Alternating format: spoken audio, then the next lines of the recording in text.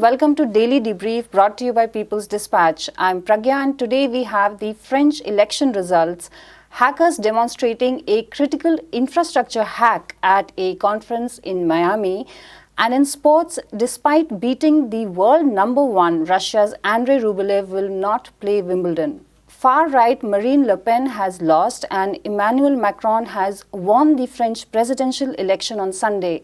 In the first round of this election, the left candidate Jean-Luc Mélenchon came third, but put up a very strong fight.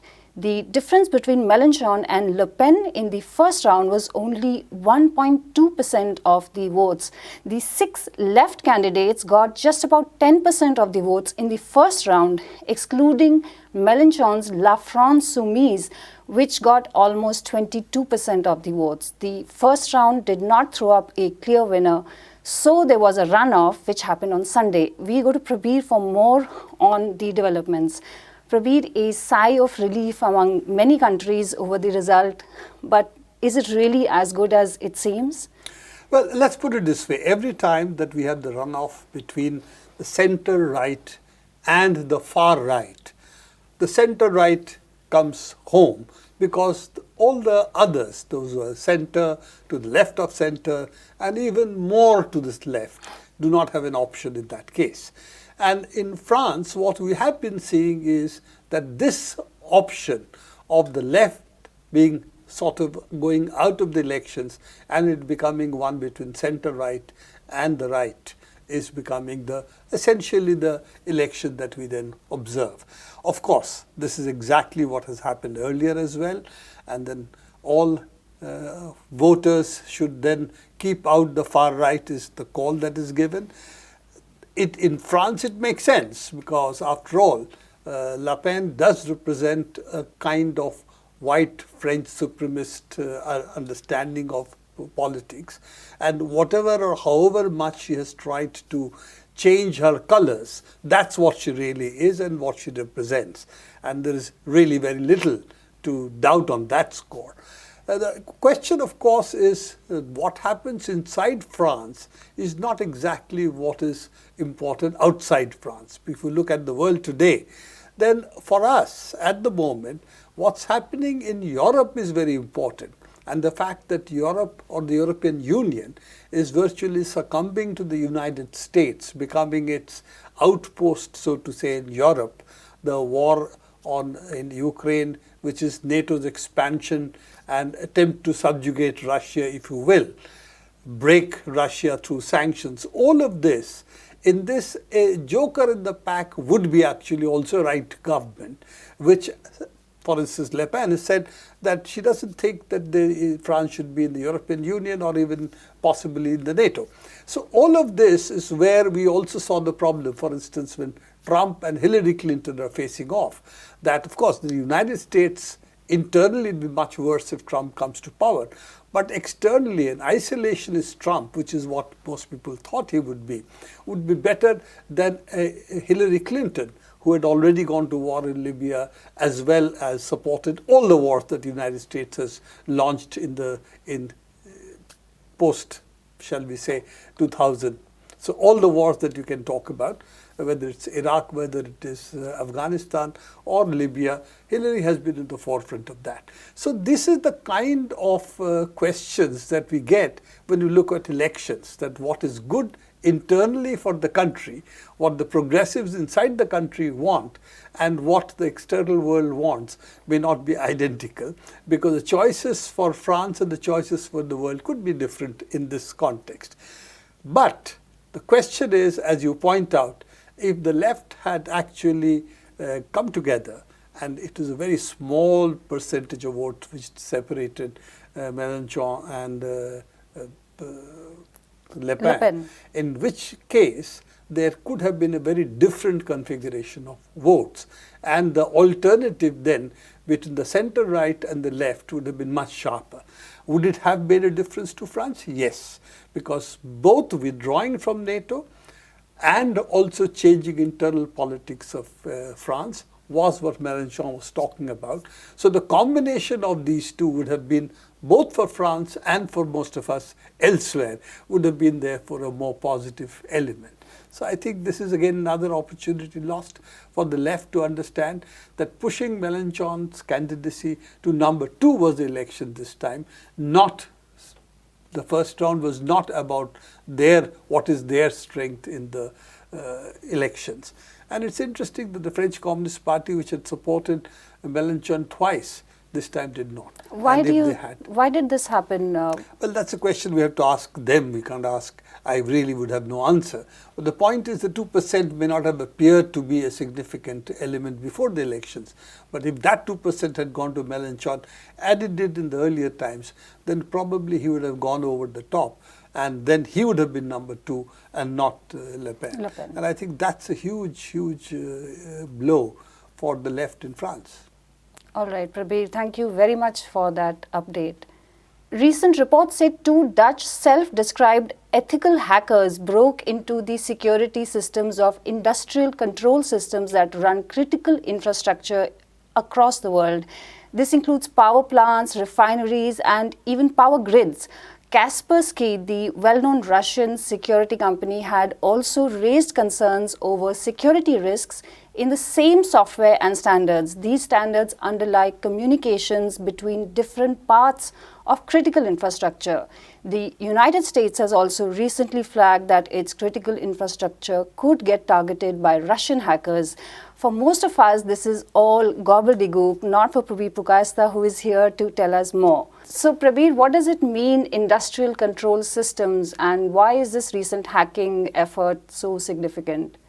Well, you're right that this is something that I should be able to speak, hopefully not in gobbledygook, but in understandable English. I was for a very long time part of working on such control systems. So I'm not speaking here in my news click capacity, which is what I generally do, but also wearing my technical hat. Industrial control systems are basically systems that run what you would call as factories, what you call process plants, the refineries being one of them, which are continuous running plants that, for instance, the power plants, all of these are called basically process plants where certain processes happen which take in a set of inputs and produce outputs. Unlike discrete processes like, for instance, cutting cloth and making clothes. Those are discrete processes. These are continuous processes. What are continuous processes? Producing electricity, because you want it continuously. Producing water, processing sewage, refineries. You want oil 24 hours a day to be refined. You don't stop these plants. If you do, then starting up again is also a problem. It takes time, it takes a huge amount of effort to start and stop such plants. You do it for certain maintenance purposes, not otherwise. And of course, of say steel plants where you produce steel. So these are all the plants which are your part of your critical infrastructure, because after all, if this fails, any of these fails, then that plant is affected. If the plant is affected, they could take out a huge amount of your production capacity. Taking out a refinery, huge issue. Taking out a steel plant, a huge issue. In this particular case, there is an additional risk because these also go into controlling the grid. And when you control the electrical grid, if that fails, then the country's power system goes down. If you fail the European grid goes down, number of countries. So these are the critical infrastructure that we are talking about. And what does a process control do? Well, it controls the plant. Like your brain controls your body. These essentially control the plant, coordinate the various activities that take place in the plant. And this means that different kind of systems have to talk to each other. If you want to run a plant, human beings have to talk. Similarly, different parts of the machine which are being controlled by different kind of what would be called controllers have to talk to each other. And what has been hacked is essentially the communication part of these controls. That means when you communicate to the human operator, when you communicate to each of the control system elements, this is done under what is an open process control open process control software, which is what is called UA. So the whole thing is called UA OPC protocol. Right. Now it's a set of softwares. That's the simplest way to explain it. Now this being hacked, and it took apparently 2 days for the Dutch duo Cowper and Alcibiades to hack it. This would indicate that there is huge holes in the security of this software. This is something that we have known, that we have tried to keep it a secret among ourselves, not letting other people know how badly the security is there on the systems. But now, as you said, repeated flags have been raised, and repeated flags have been raised now indicating clearly that we have a huge security issue with respect to these control systems. Why is it so? The main reason for this is earlier these systems were believed to be isolated and therefore not that easily accessible to hacking.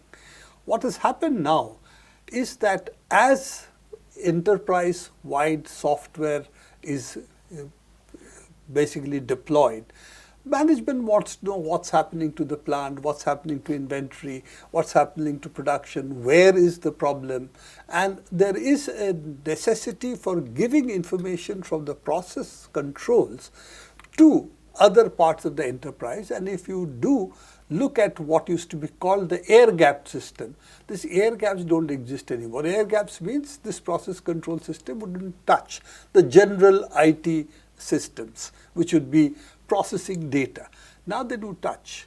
How many times do they touch? According to a review done by the Homeland Security in the United States, the average is 11 places, but in some of them can go up even more. So what it means is air gaps don't exist, and if they don't exist, that means for hackers it's possible to get into the control systems.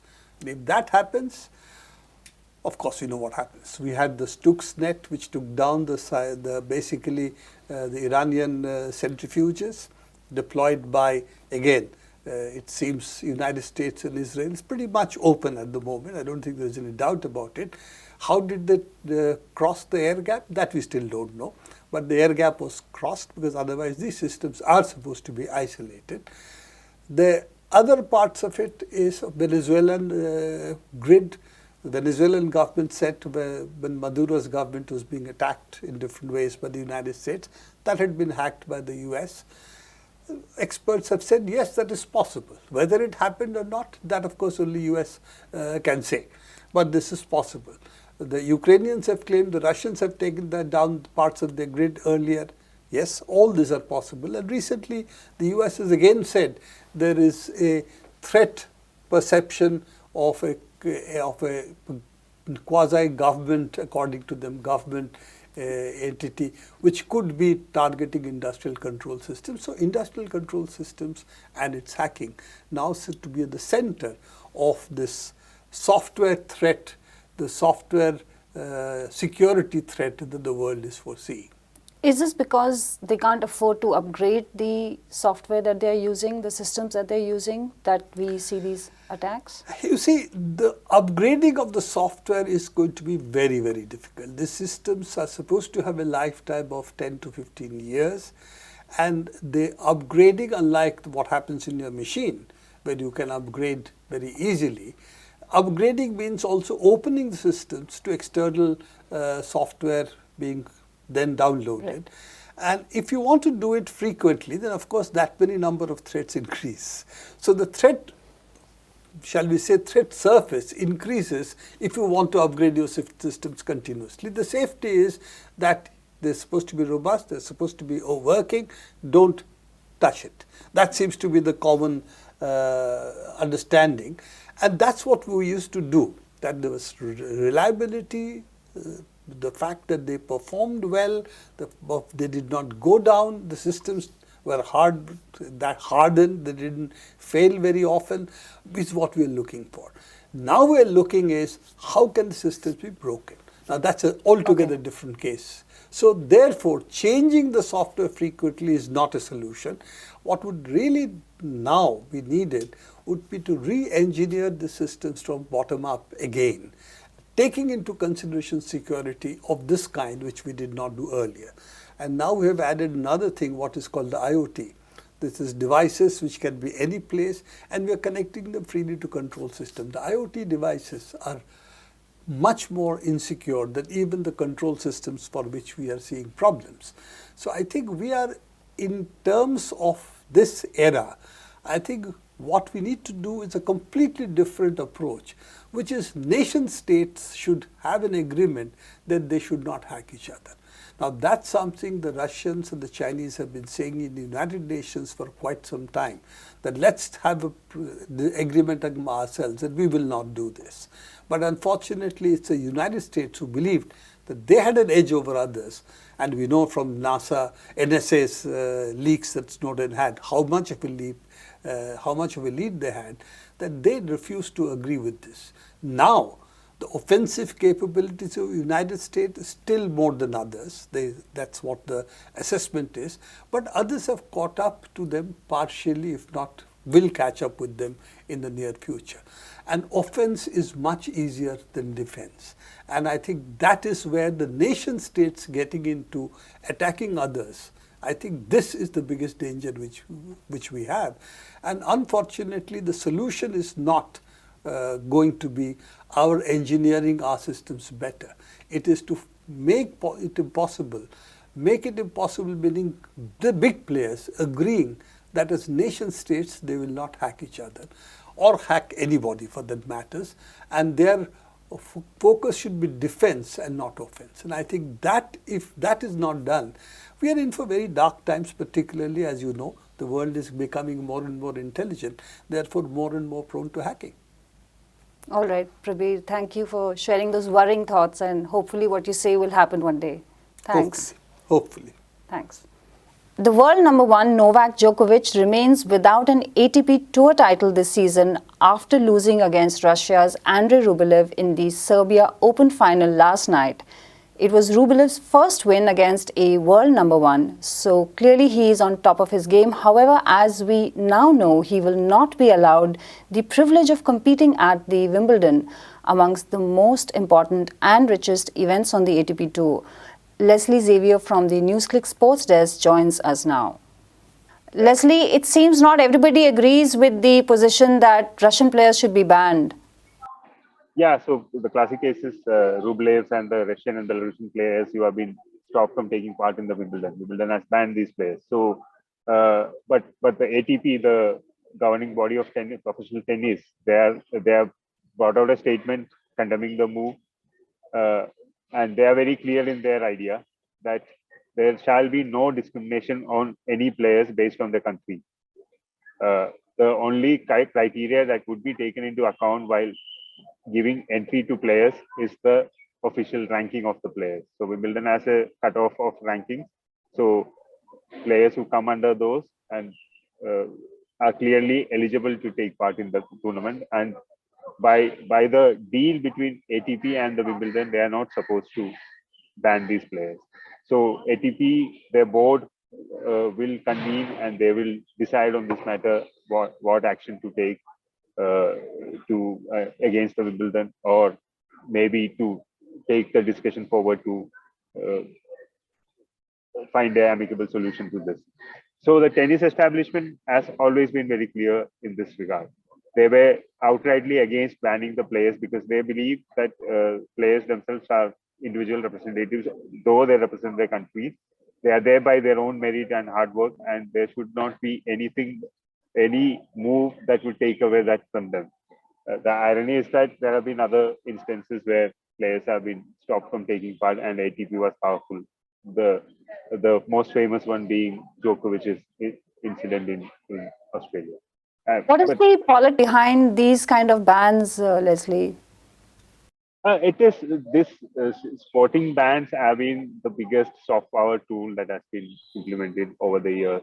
It has been there during Cold War bans and boycotts of events, and how that played out and how it was used to push forward certain ideas, certain ideology, certain political stance, certain ways to protest. All these factors have been, throughout history, we have seen that. the current idea of ban, it stems from the basic premise that athletes are used by regimes or governments to push forth their propaganda, put out the superiority of their regime or rule or their country, and things like that. But what we miss out on this is that when we ban an athlete, firstly, it is again the other party using these athletes as for their own good, for whatever goals that they want to achieve. It is wielding of soft power. It is also partly propaganda also, because there is a for and against side in this, right? So if the ban is implemented by the against side, then that is also propaganda in its own right. So we miss that point to start with. And secondly, when we target these athletes, we also fail to take into account the human element in it, the individual athletes and how they are, why they are, where they are placed, and why they are silent or why they choose to speak. Because most of the athletes we are talking about in Russian system or in any system for that matter, the Olympic athletes or the athletes who are not professional and even professional athletes in non-team sport, they are usually dependent on the state and the state infrastructure and the system that is provided for their athletic competitions to prepare themselves for competitions for their career at large. And also at the same time, there are repercussions that they face, real repercussions, where whether they speak out or not speak out. I mean, it could be punishments, it could be bans, it could be things like that. So when the world expects these athletes to speak out, they fail to realize where they come from and what are the constraints that they have to deal with on it, being in Russia or being in any country for that matter. And the other, which we have discussed in debrief earlier as well, earlier episodes, when the original ban came, when the war started and the original ban came, is that the whole process is I mean, selective. So there are conflicts happening across the world. So by that measure, the number of conflicts that US has created across the world, then no US athlete should be allowed to participate anywhere in any competition for that matter. So why this selective outrage? Why this selective ban? That's also part of the larger politics at play. So these are questions that arise from this, and these are questions that are conveniently ignored because the larger narrative that's been pushed forth is that these athletes are silent.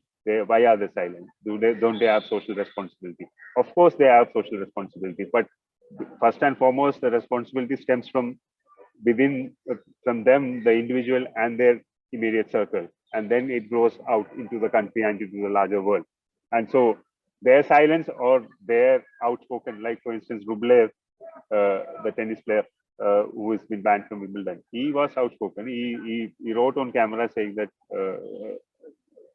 Calling out for peace.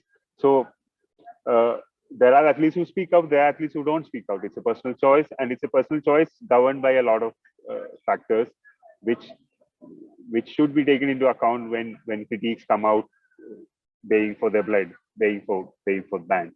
Leslie, thanks a lot for joining us. And that is all we have today. Thank you for watching Daily Debrief. Do come back to us tomorrow, and please follow us on Twitter, Facebook and Instagram. And for more stories and updates from around the world, read www.peoplesdispatch.org.